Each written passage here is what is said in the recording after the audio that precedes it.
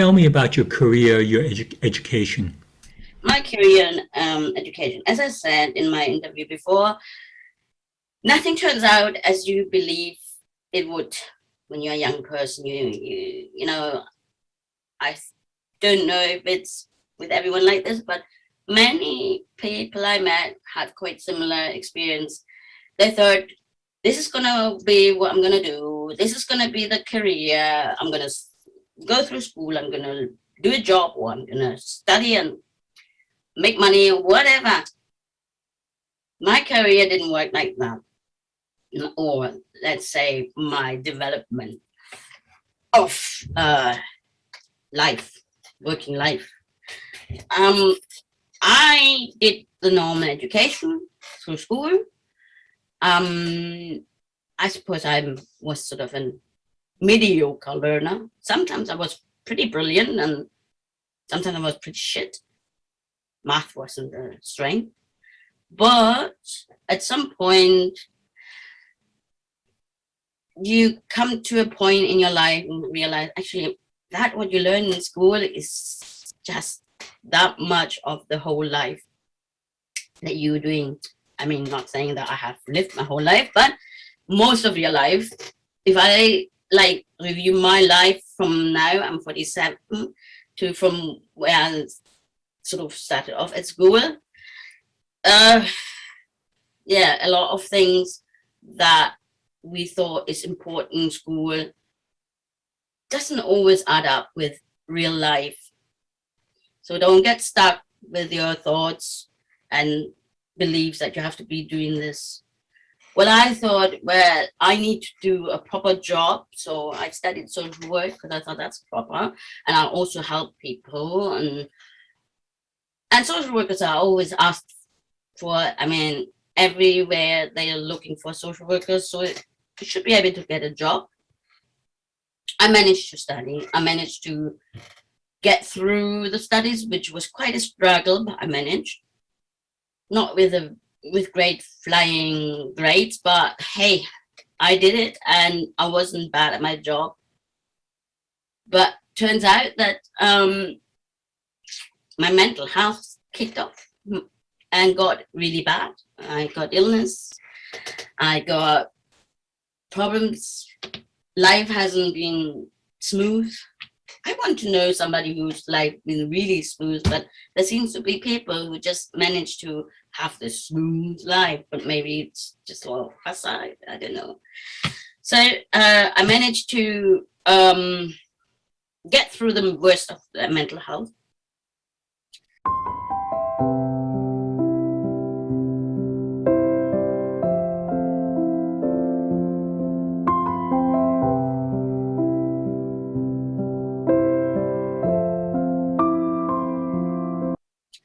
And when we talk about career and learning development, I think a lot of time we think of like school, studies, and workplaces. But you know, guys, I have been in the hospital for most of a year, half a year and a bit. And you learn a lot about life in that hospital. And it was a mental health hospital, you know, like, you know, I was 4 weeks locked up. You learn a lot about life there. So I think it was definitely a good learning curve. And yeah. Oh, let it breathe, let it breathe. Just be yourself.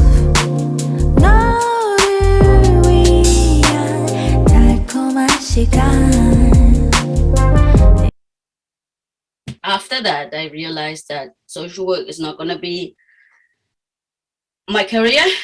And even though I had quite a good start, and I went into arts, which I always liked, but I discarded this idea because I thought, well, you won't make any money with it. And it's true in a way. I don't make much money with it, but it makes me happy. And I contribute to life and society.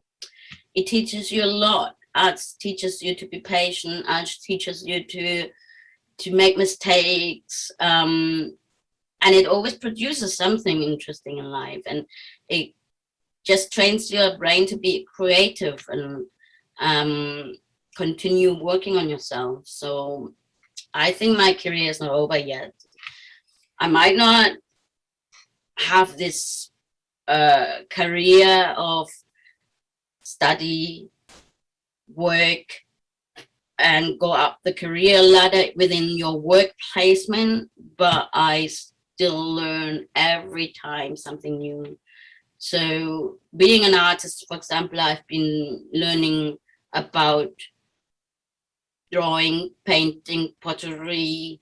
I'm creating exhibitions, installing the pictures and everything, what it goes into that. Calculating of the value of your art, which is the most difficult part of it. And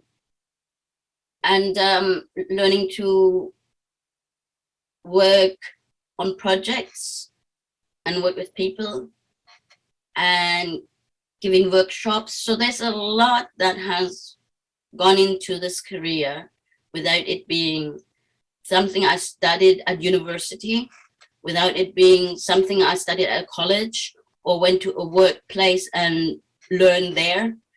It's mostly sort of an autodidact learning curve. I did it all myself. I learned it by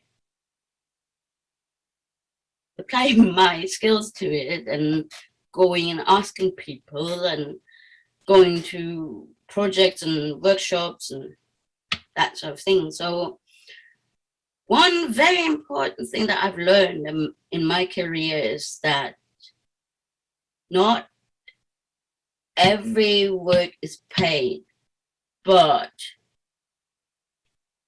you are working even if you're not paid. It doesn't matter what you're doing. You are working, contributing to society. When you go out, do things, show things, sell things, support people, that's work. If you do your household, that's work. I think I've learned in my life that a lot of things that we don't call work is hard work. It's real work.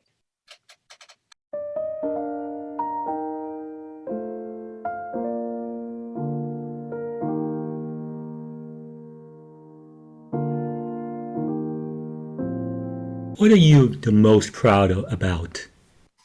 I think the most proud I am about is living a life in Scotland with a really fantastic partner in the background here. Oh, there. No, there. That's our boat, the other side. That's Cut's Paw, our boat. And he has been very supportive, and I'm proud that I have been able to go my own way, even though it meant that I would have to discard a lot of societal values and be really different from a lot of people, and to accept and to value that difference.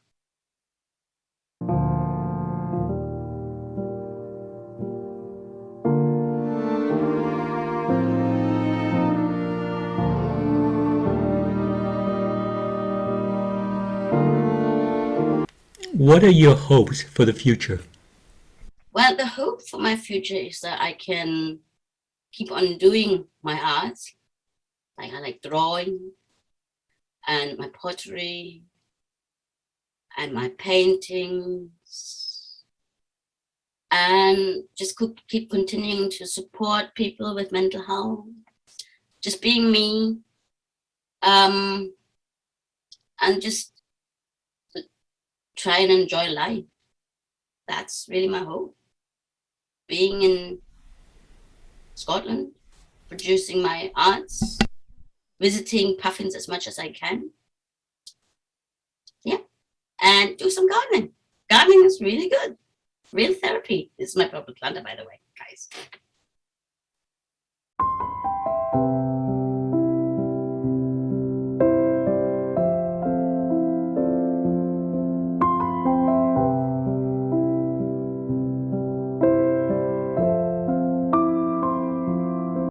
In conclusion, can you please say something in your native language?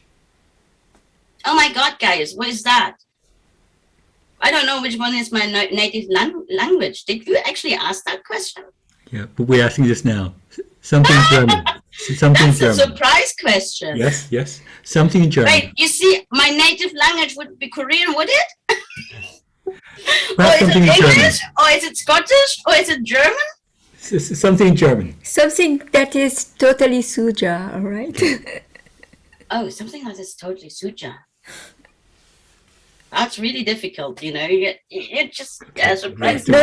You know what? I just say, thank you, and then au revoir. In French, just it was just goodbye in French. Well, you know what? I'm going to tell you something really Soo Ja. Soo Ja likes to make up words. Things that are definitely not necessarily something that people normally say. I make them up. Like,